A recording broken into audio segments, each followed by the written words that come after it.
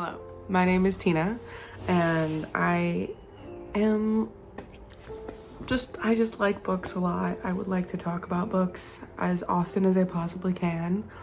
I apologize, I think there's children screaming somewhere around here. I do live in an apartment complex, and it's not like snowy in Southern California, so people are outside, and it's been kind of warm today. It's been like 75 degrees today, even though it snowed. So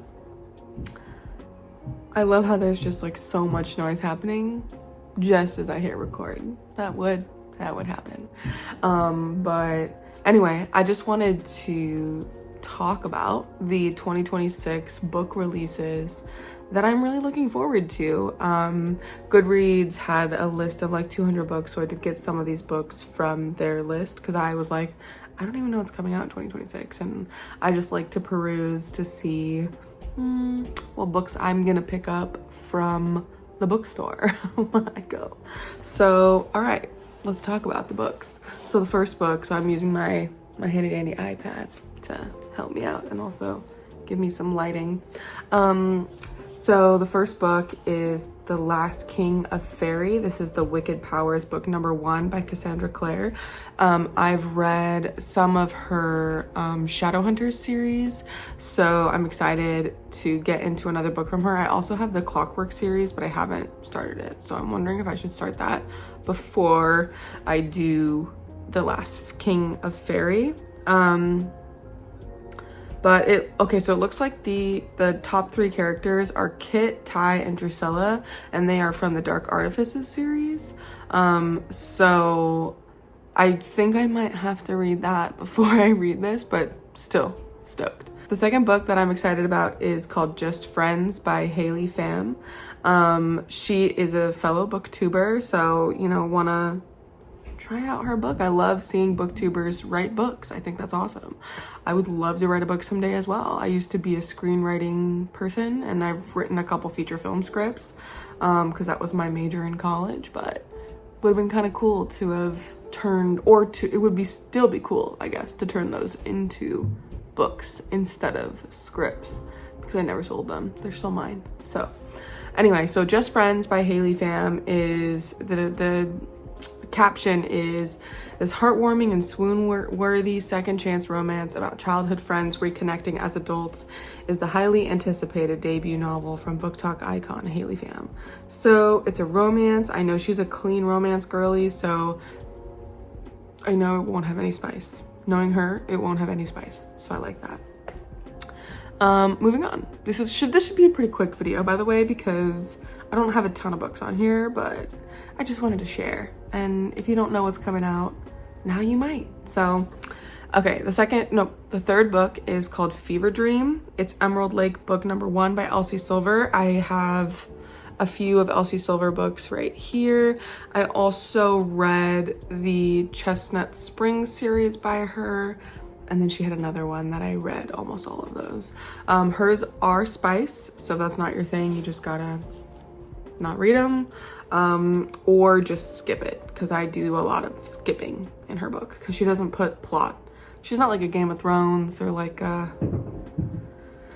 whatever the other ones are where they put plot in the spice scenes, thankfully, so I just skip over the spice. But hers is about a professional bull rider named Emmett Bush who is not looking for love and he's looking for a paycheck to save his family farm. So then he agrees to be the leading man of a hot new reality dating show called Romance Ranch and has already decided that it's a performance. So I imagine it's gonna be, so the female love interest is a location consultant on set and the little sister of his most bitter professional rival, of course. So that sounds fun. I'm sure it'll be just like every romance, but as long as there's not a third act breakup, we're good, So all right, so the next one is the 4th book I think on this list. It's called The Escape Game by Marissa Meyer and Tamra Moss. I have a couple books by Marissa Meyer that I actually haven't read, but it's an author that I recognized, and I think it's a really interesting plot. So I'll just read it. It goes, 6 months ago, season 4 of The Escape Game ended in horror when contestant Alicia Angelos was found murdered on set. Now season 5 is underway and new contestants are ready to put their skills to the test, solving the show's trickiest escape rooms. So it seems like a murder mystery kind of, but also during a show or contestant is The Escape Game. Is that a book that I need to have read? I really did not do my research. Apologies. But yeah, I don't know. But it sounded interesting and I was like, wow, The Escape Game kind of just sounds like a show. So maybe this has been a show that's been going on for a while. I don't think it's a book. So fingers crossed. But yeah, it seems like a cool murder mystery. I have no idea when these come out, by the way. I just looked up the books. I didn't look up when they come out, so sorry. The next book is book number 5. It's called In Her Own League by Liz Tomford. She has the Windy City series, and I think this is a standalone book. So this one is about a first female team owner of a Major League Baseball team, and just reading the synopsis kind of reminds me of that Netflix show that just came out with Kate Hudson about the basketball team. And it looks like Emmett Montgomery is now the coach of the team, and he was one of the guys from the Windy City series. So we'll have some repeaters, I suppose. So it's in that world, it sounds like, but this is a standalone. I don't know if this is going to be part of a series or not. It doesn't say, but anyway, I just like her books. I like her writing a lot. I did actually like her first book a lot more than the internet, I think. But I think that's just because I'm a curvier girl, and if you're not a curvy girl, maybe you don't get it. Maybe you just don't. So anyway, that sounds like a fun book. Book number 6 is Daughter of Egypt by Marie Benedict. I liked the Marie Benedict book about, it was during World War II. Oh my gosh, I don't remember the name, but I read it last year and I did really like it. It took place during World War II, and it was this woman who, I think she was married to a Nazi or something like that, and it was it's like a historical fiction book. That's what it was. So I'm excited to see what this one is about. So this one, it says 1920s London was enthralled by the discovery of the treasure-filled tomb of Pharaoh Tutankhamun. Filled with priceless statues, jewels, and the gold-encased mummy of the boy pharaoh himself, the burial site unleashed a fascination with the ancient world and revolutionized the world of archaeology. Okay, so it talks about the archaeology, and then it says that as a young woman, Evelyn was fascinated by the story of Hatshepsut. Hatshepsut? I don't know how to pronounce that. A woman who had to assume the guise of a man in order to rule Egypt. Mulan. Although she brought peace and prosperity to Egypt, her male successors ruthlessly and thoroughly erased her name from history. Lady Evelyn's ambition to find the tomb of Egypt's first woman ruler exposes her to life-threatening danger and pits her against archaeologists who refuse to believe the tomb can be found, and certainly not by a woman. Refusing to give up, Evelyn is on the verge of success when she is suddenly forced to make an agonizing choice between loyalty to her beloved father and Carter, and realizing the dream of a lifetime. I don't know who Carter is. Oh, a former archaeologist. So, historical fiction sounds super fun. I love learning about history and reading history in a fiction book, so I'm excited about that. So the next book is, I think, the 7th book that we're on. It's called How to Kill a Guy in 10 Dates by Shaylee Thompson. Obviously a play on the classic rom-com. What is it? Oh my gosh, I'm gonna kill him. What? How to Lose a Guy in 10 Days. That's the one. Another Kate Hudson movie. Wow, 2 Kate Hudson references in one video. Awesome.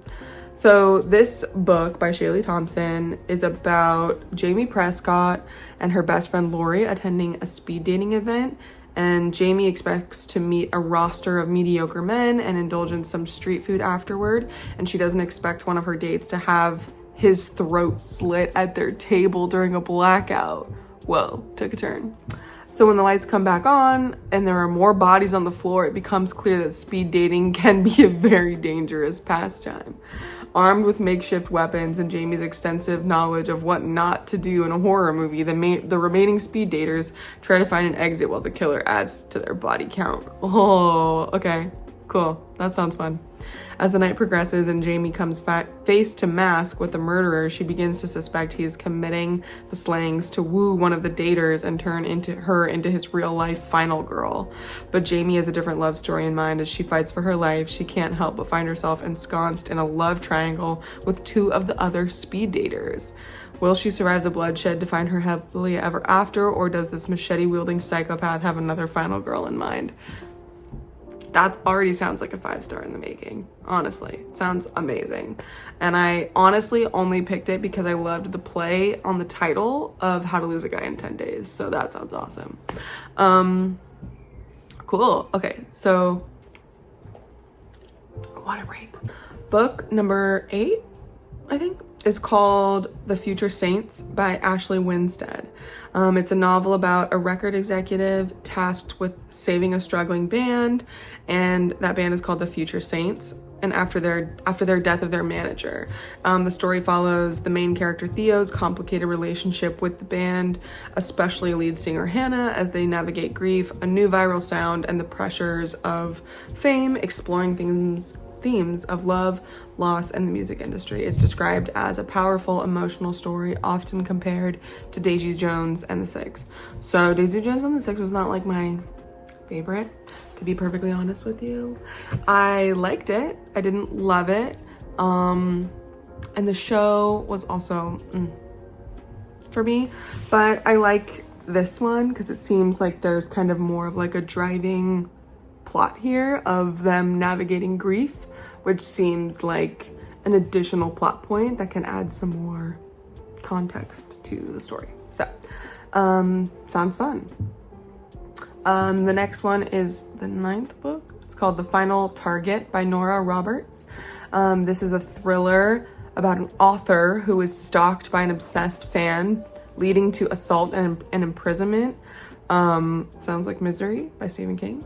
But his eventual release from a psychiatric facility threatens her new life in a small town where she's trying to heal from with the help of an ex-detective named Gideon.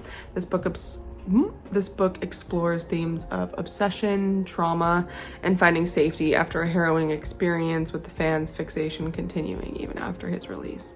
So that sounds crazy, and also really cool. Just as a book, not like real life cool, but like as a book, that sounds cool. So that'll be exciting. Yeah, the next one is the 10th book on our list. It's called Japanese Gothic by Kylie Lee Baker. This is a lyrical, wildly inventive horror novel interwoven with Japanese mythology about 2 people living in centuries apart, and they discover a door between their worlds. So the first part is in October 2026. Lee Turner doesn't remember how or why he killed his college roommate. The details are blurred and bloody. All he knows is he has to flee New York and go to the one place that might offer refuge, his father's new home in Japan, a house hidden by sword ferns and wild ginger. But something is terribly wrong with no animals will come near it. The bedroom window isn't always a window, and a woman with a sword appears in the front yard when night falls. And then it goes back to October 1877. Sen is a young samurai in exile, hiding from the imperial soldiers in a house behind the sword ferns.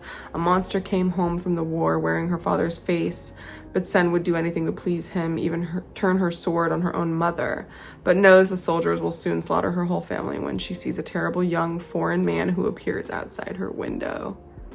Interesting. It says, one of these people is a ghost and one of these stories is a lie. Something is hiding beneath the house of sword ferns, and Lee and Sen will soon wish they never unburied it. So sounds like there's a lot of mystery-ish books coming out next year, which is really exciting because I do like mystery and they usually keep me on my toes. Okay, and then the very last one, I think this is book 11. I may have gotten lost in my count somewhere, but this is book number 11. It's called Crown of War and Shadow. It's Kingdoms of the Compass, book number 1 by J.R. Ward. It's the first book in the Kingdoms of the Compass series, and it's a romantic fantasy novel set for release. Oh, this one says the release in late 2025, early 2026, featuring an outcast of mystical powers, a mercenary, demons, and a quest to save a kingdom. The story follows Sorrel, who must return to a crown to a queen to stop demons from invading, and makes a deal with a mercenary named Merc. Oh, that's cute. For safe passage, leading to a slow burn romance amidst high stakes adventure.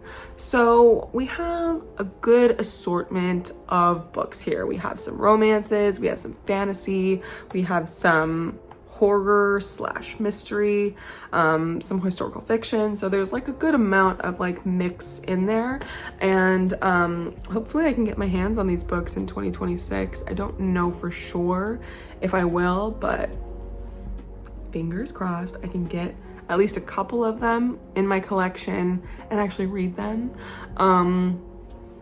With that said, I have so many books on my physical TBR, so I may be on a book buying ban, and I do have some life things happening that may prevent me from reading as much as I would like to next year, but that's okay. I just like learning about all the books that are coming out, and I like having some books to look forward to in the new year. So I hope you enjoyed this. I hope you found a new book that might pique your interest in 2026, and yeah, have a great day. Thanks for coming. I hope you enjoy, and I hope to see you next time. Bye.